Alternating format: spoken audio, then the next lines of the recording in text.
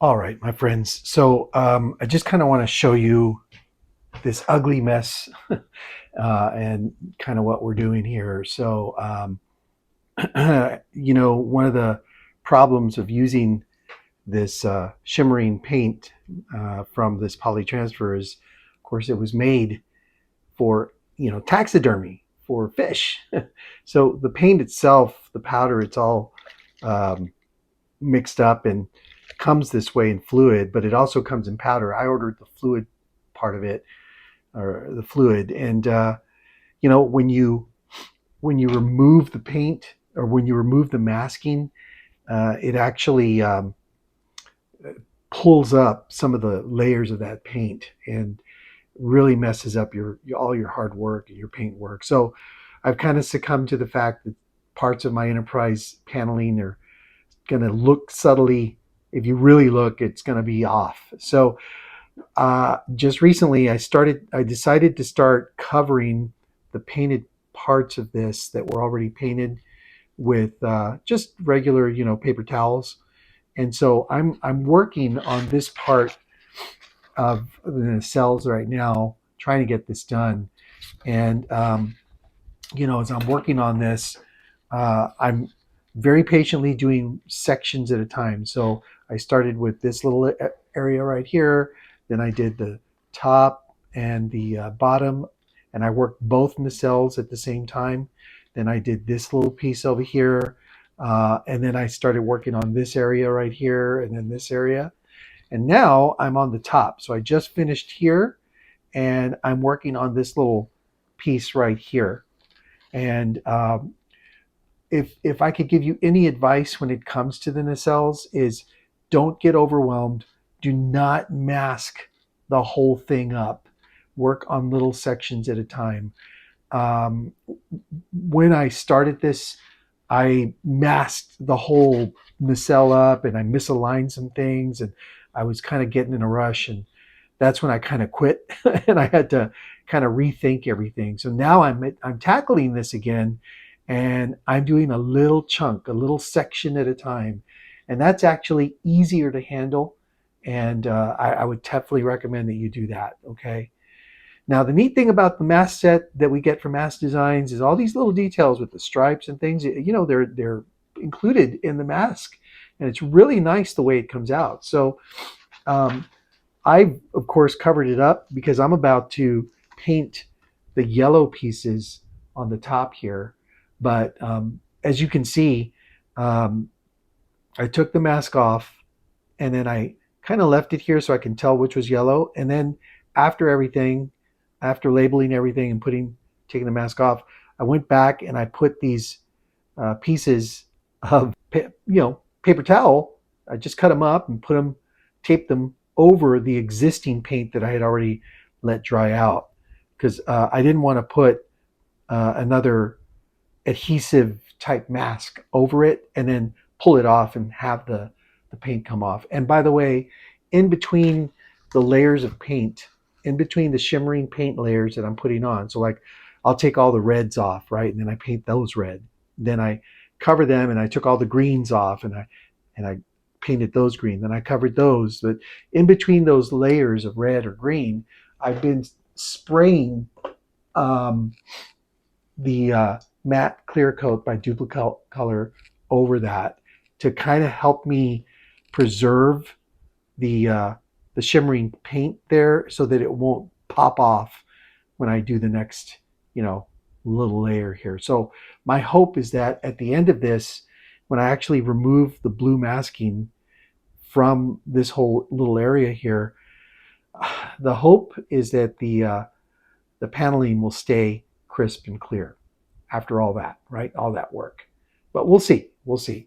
Um, the other complication, just to let you know, as many of you who have been following me know, I haven't worked on this for quite a long time. So the blue masking here that's on this nacelle has been on this nacelle since, well, it's going on 9 months now.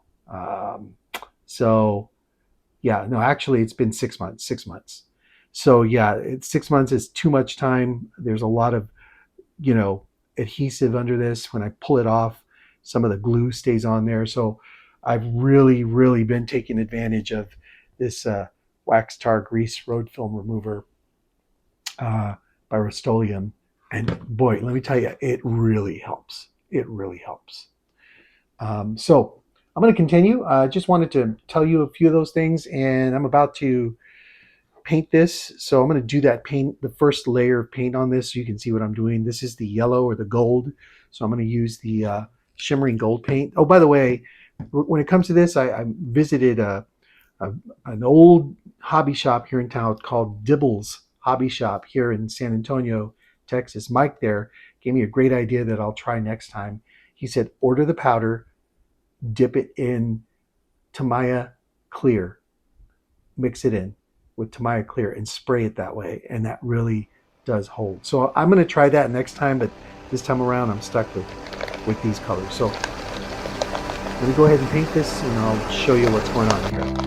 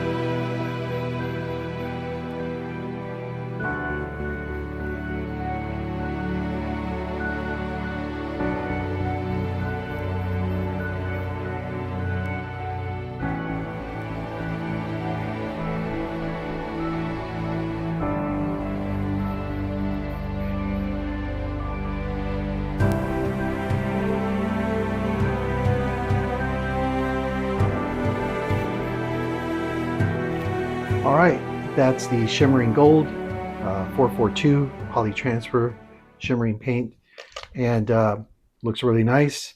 So my next step here is to kind of use the hair dryer, and let's try that here.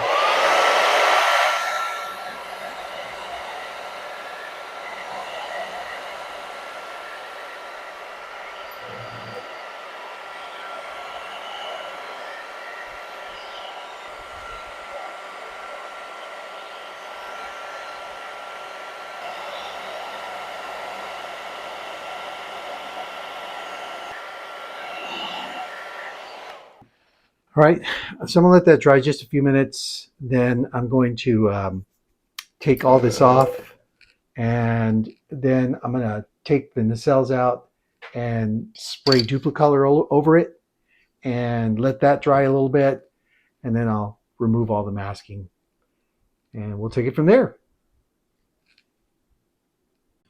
Okay, my friends, we're back. What you are seeing here is the final details on the nacelle. I will be airbrushing the front details at the front of the nacelle and the final end details around the fin of the nacelles. So enjoy this video, and please don't forget to like, subscribe, share, and I'll be back next week with the final few videos in the next few weeks. We're almost done here. Thank you very much for joining me, and I hope you've been enjoying this video series as much as I've been enjoying building this beautiful model kit. Thanks, and see you soon.